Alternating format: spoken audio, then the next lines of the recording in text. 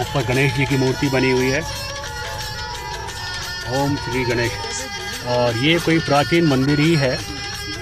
Normally यहाँ पे महादेव।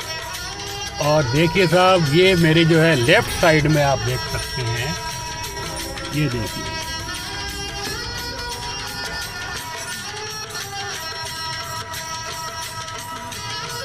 ये देखिए आप, तो ये है जल महल। वापस आते हुए फिर और एक्सप्लोर करेंगे।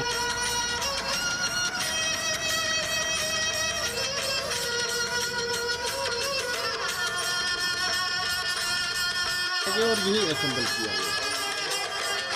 इसको बैरल की देखिए कि बैक साइड में गैस सिस्टम दिया हुआ है, जैसे 6 people।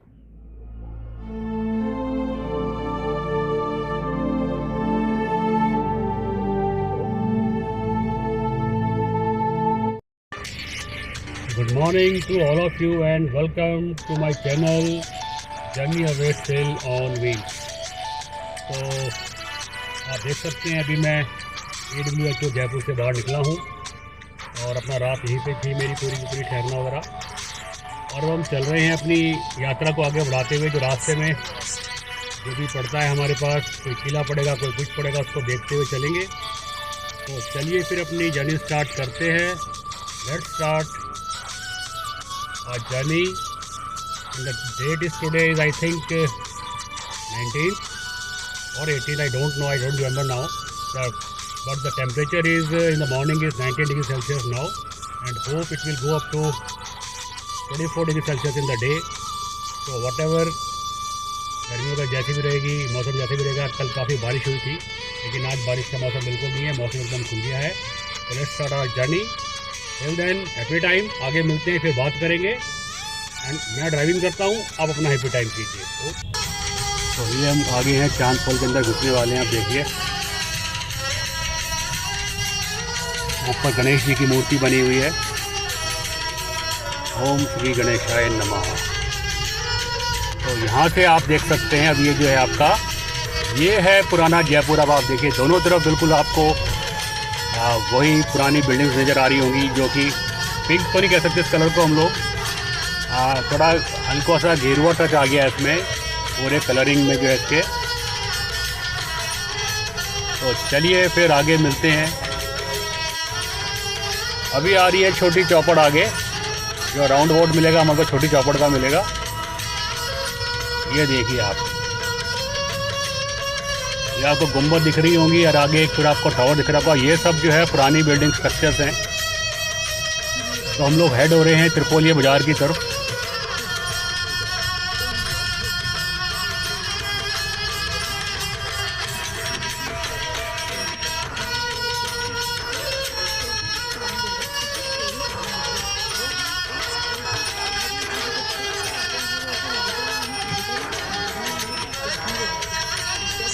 और ये कोई प्राचीन मंदिर ही है।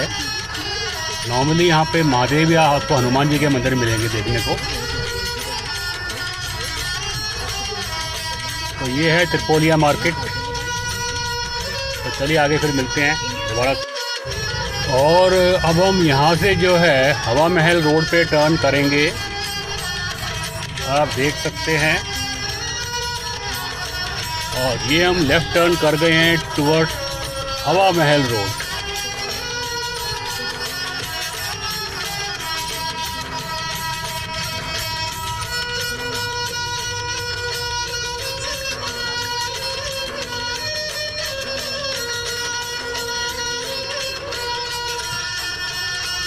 और देखिए साहब, ये मेरे जो है लेफ्ट साइड में आप देख सकते हैं, ये देखिए, ये हवा महल आपको दिख रहा होगा लेफ्ट साइड में मेरे।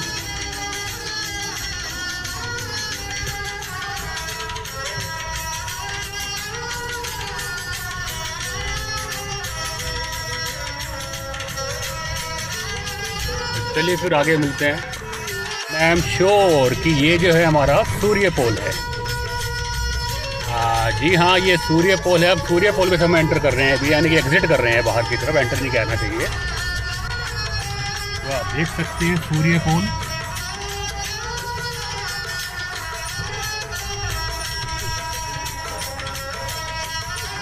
चलिए अब आगे की तरफ चलते हैं।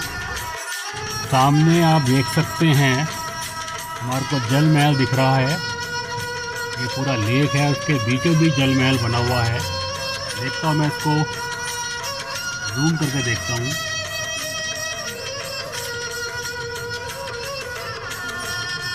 ये देखिए आप, तो ये है जल महल।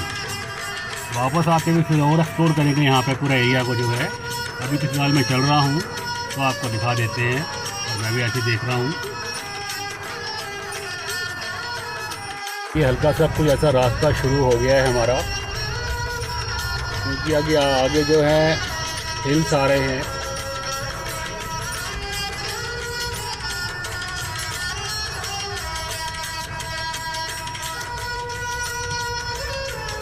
हिल्स भी कह सकते हैं, हिलॉक्स बोल सकते हैं इनको। हिल्स तो खैर देखिए उत्तराखंड में ही है, हम कह सकते हैं कि दे आर हिलॉक्स। लेकिन काफ़ी इनकी हाइट स्पोर्ट्स के हिसाब से बहुत अच्छी हाइट है, प्रोडक्शन के हिसाब से बहुत अच्छी हाइट है, और स्ट्रेटजिक पॉइंट ऑफ व्यू से भी उस वक्त के जो किंगडम होते थे बहुत अच्छे, यानी कि हाइट है, ठीक है बिल्कुल। और अब हम यहाँ से टर्न कर रहे हैं लेफ़्ट साइड। देखिए यहाँ से जयपुर का कुछ ऐसा व्यू आ रहा है। इधर से सामने है बिल्कुल झील, पता नहीं कौन सी झील है, इसका नाम है। और इसके बीच में जो मैंने आपको दिखाया था पहले जल महल,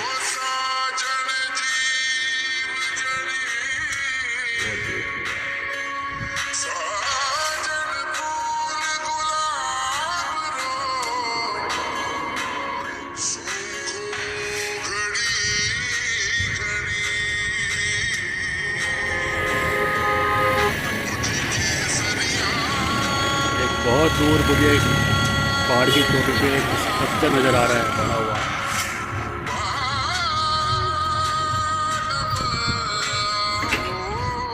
वो देखिए आप, दिखा होगा आपको भी।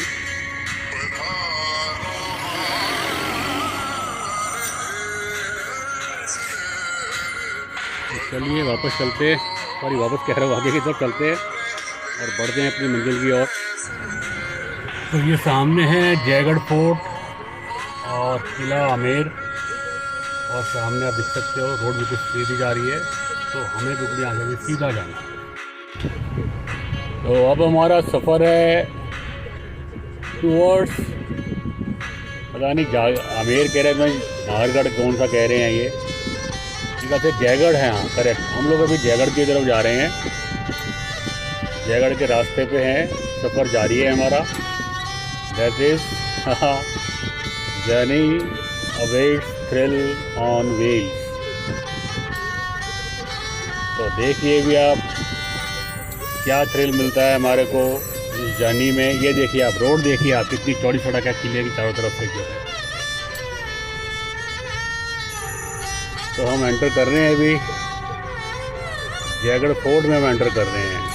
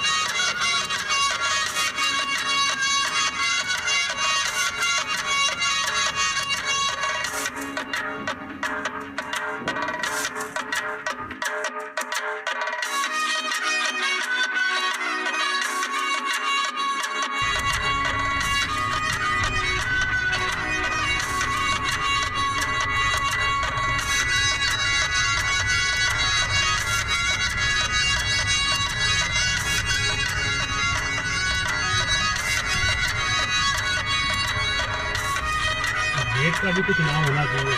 त्रिपोलिया। त्रिपोलिया। जिधर से अपन ने एंटर किया है उस गेट को बोलते हैं डूंगर गेट। डूंगर मीन्स माउंटेन। एंड जो ये अपन चल रहे हैं ये त्रिपोलिया है। और अभी हम जा रहे हैं लार्जेस्ट कैनियन की तरफ।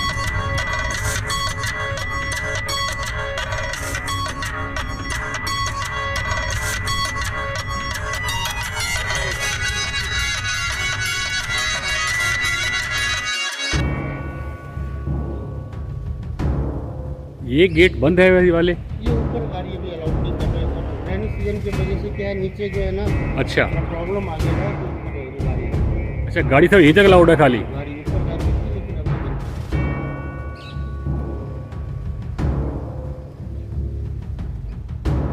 जयगढ़ किले का इतिहास। राजा काकिल देव ने मीना जनजातियों से आमेर क्षेत्र पर कब्जा कर लिया और 11वीं शताब्दी के मध्य में जयगढ़ किले का निर्माण शुरू किया। सदियों से बाद के शासकों द्वारा किले का विस्तार किया गया, जिसमें महाराजा जय सिंह द्वितीय भी शामिल थे। इन्होंने परिसर में महलनुमा अपार्टमेंट जोड़े। प्राचीन और मध्ययुगीन काल में आमेर को उधार के नाम से जाना जाता था, जिस पर 10वीं शताब्दी ईस्वी से पहले मीनाओं का शासन था, जिसे आज जयगढ़ किला के नाम से जाना जाता है। वह वास्तव में महल के बजाय मुख्य रक्षात्मक संरचना थी। ये दोनों संरचनाएं कई किलेबंदी से जुड़ी हुई हैं और 10वीं शताब्दी से आगे कछवाहों द्वारा शासित थी। आमेर और जयगढ़ का इतिहास इन शासकों से अटूट रूप से जुड़ा हुआ है, क्योंकि उन्होंने आमेर में अपने साम्राज्य की स्थापना की थी। यह किला लाल बलुआ पत्थर की मोटी दीवारों से अत्यधिक सुदृढ़ है और 3 किलोमीटर लंबाई और 1 किलोमीटर चौड़ाई में फैला हुआ है। इसके भीतर एक भव्य वर्गाकार उद्यान है। प्रत्येक कोने में ढलानदार प्राचीर ऊपरी स्तर की संरचनाओं तक प्रदान करती हैं। महलों में जालीदार खिड़कियां वाले दरबार कक्ष और हॉल हैं। एक ऊंचे स्थान पर स्थित केंद्रीय निगरानी बुर्ज आसपास के परिदृश्य का उत्कृष्ट दृश्य प्रस्तुत करता है। इस किले के परिसर में 2 मंदिर हैं। एक 10वीं शताब्दी का राम हरिहर मंदिर और दूसरा 12वीं शताब्दी का काल भैरव मंदिर है। जयगढ़ किला राजपूतों के लिए तोपखाने के उत्पादन का केंद्र था। अब यहाँ जयवान तोप मौजूद है। 1720 में इसके निर्माण के समय यह प्रारंभिक आधुनिक युग की पहियों वाली दुनिया की सबसे बड़ी तोप थी। जिस भट्टी में इसका निर्माण हुआ था वह भी यहीं स्थित है। जयवान तोप को प्रदर्शित करने वाले परिसर के प्रवेश द्वार पर लगी एक पट्टिका तोप के इतिहास, उसके आकार और उपयोग के बारे में प्रासंगिक जानकारी देती है। इस तोप का उपयोग कभी किसी युद्ध में नहीं किया गया, क्योंकि आमेर के राजपूत शासकों के मुगलों के साथ मैत्रीपूर्ण संबंध थे। यह किले की अच्छी तरह से संरक्षित विशेषताओं का प्रमाण है। इस तोप को केवल एक बार 100 किलोग्राम अर्थात 220 पाउंड के बारूद के आवेश के साथ दागा गया था और दागे जाने पर इसने लगभग 35 किलोमीटर की दूरी तय की थी। जयवान तोप का निर्माण महाराजा सवाई जयसिंह द्वितीय 1699 से 1743 के शासनकाल में जयगढ़ की एक फाउंड्री में हुआ था। इसकी बैरल 20.19 फुट लंबी और 50 टन भारी है। इसका व्यास 11 इंच। बैरल पर वृक्ष, हाथी की आकृति और बत्तखों के जोड़े की नक्काशी की गई है। यह पहियों पर लगी है और इसमें रोलर पिन बेयरिंग पर लगे 2 पिछले पहियों की व्यवस्था है, जिससे इसे 360 डिग्री घुमाया जा सकता है और किसी भी दिशा में फायर किया जा सकता है। तोप को मौसम से बचाने के लिए एक टिन की छत बनाई गई थी। इस तोप की मारक क्षमता 22 मील थी और यह 50 किलोग्राम के गोले दागती थी। मुगल सम्राट शाहजहां के शासनकाल के दौरान दिल्ली से 150 मील दक्षिण पश्चिम में स्थित जयगढ़ किले के आसपास लौह की प्रचुर खानों के कारण विश्व की सबसे कुशल तोप निर्माण फैक्ट्रियों में से एक बन गया। जयगढ़ किले की इस तोप निर्माण फैक्ट्री में एक विशाल पवन सुरंग थी, जो ऊंचे पहाड़ों से हवा खींचकर भट्टी में लाती थी, जिससे तापमान 2400 डिग्री फ़ारेनहाइट तक पहुंच जाता था। यह गर्म हवा धातु को पिघला देती थी। पिघली हुई धातु एक जलाशय कक्ष में भर जाती थी और ढलाई गड्ढे में बने तोप के सांचे में चली जाती थी। इनमें से अधिकांश तोपें विशाल थी, लगभग 16 फीट लंबी, और इन्हें एक ही दिन में तैयार करना पड़ता था। सन 1658 में जब मुगल अत्याचारकारी युद्ध छिड़ा तो दारा शिकोह ने जयगढ़ किले की तोप चौकी की रक्षा की, जब तक कि उनके छोटे भाई औरंगज़ेब ने उन्हें पराजित करके मार नहीं डाला। हालांकि बाद में मुग़ल सम्राट मोहम्मद शाह ने जयसिंह द्वितीय को जयगढ़ किले का आधिकारिक मुग़ल किलादार नियुक्त किया गया। एक फरमान के अनुसार अंततः जयसिंह द्वितीय ने जयगढ़ किले के भीतर स्थित महत्वपूर्ण भट्टी और उपकरणों का उपयोग करके महान जयवान तोप का निर्माण किया।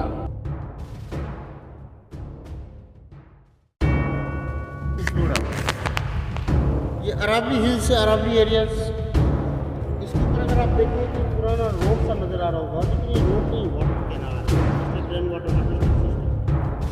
अभी मैं अंदर आपको रिजर्वायर दिखेगा, उसी का एक कैनाल है जो 5 किलोमीटर दूर तक बना हुआ है। इसका रेन वाटर इसी कैनाल के थ्रू उस रिजर्वायर के अंदर शो करते हैं।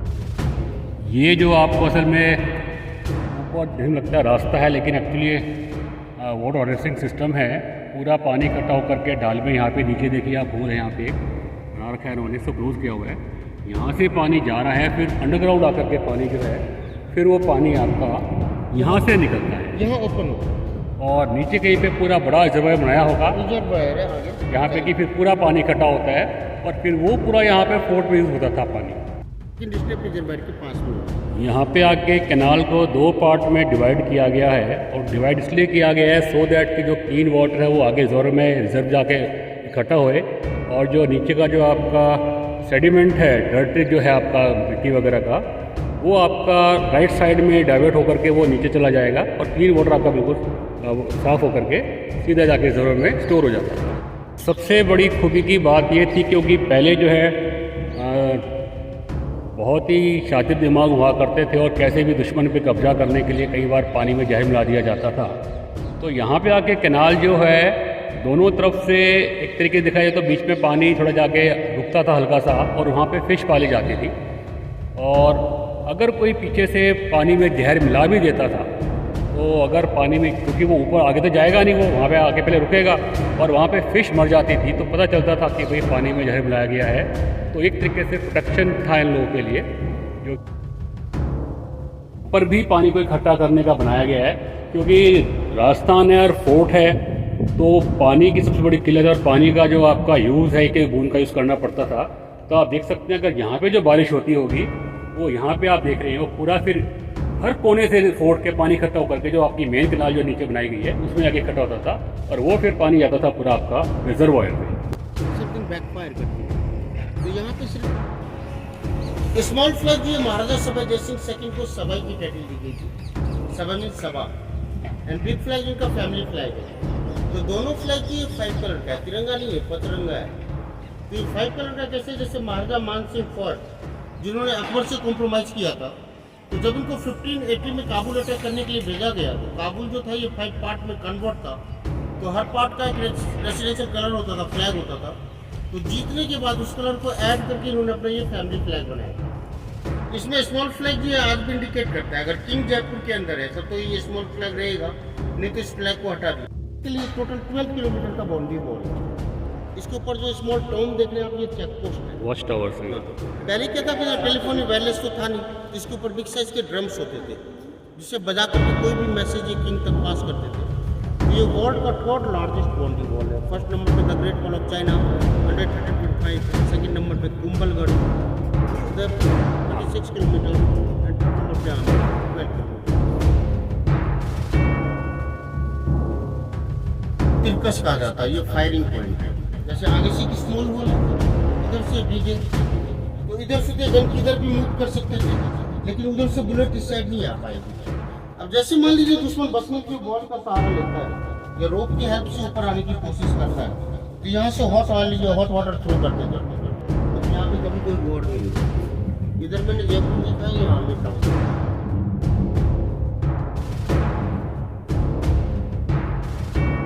आप देख सकते हैं यहाँ पे आमेर टाउन है, और ये बीच में झील बनी हुई है पूरी पानी की, और ये जो पूरा फोर्ट का जो पानी इकट्ठा होके आ रहा है, इन झीलों में भी जरूरी है पानी जाता होगा कि पानी इकट्ठा होगा।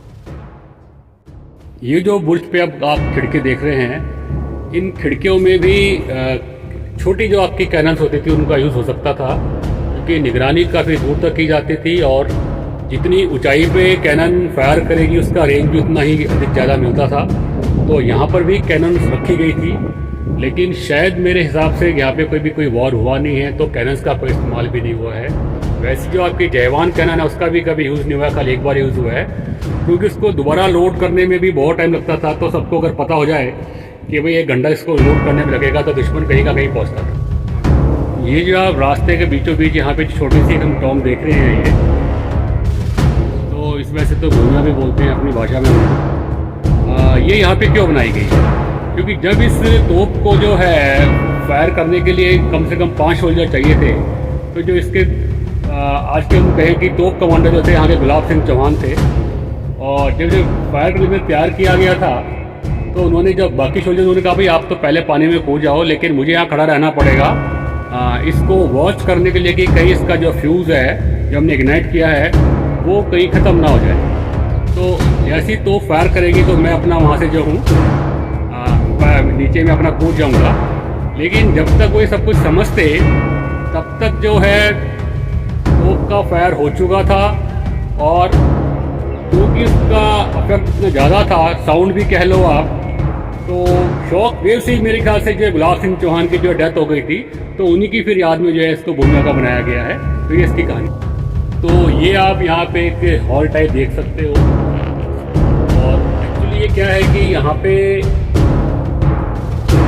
ऊपर जो है आपके गनमैन भी होते थे, कैनन्स भी होती थी, तो उनके लिए जो आपका एम्यूनिशन था या उनके स्पेयर पार्ट वगैरह थे वो यहाँ पे स्टोर किए जाते थे, जो नज़दीक पड़ता था हाइट से जो है। तो आप कह सकते हो इसको एक तरीके से आप जिसे हम आज बोलते हैं आयुध भंडार यहाँ पे रहता था। तो चलिए फिर आगे चलते हैं।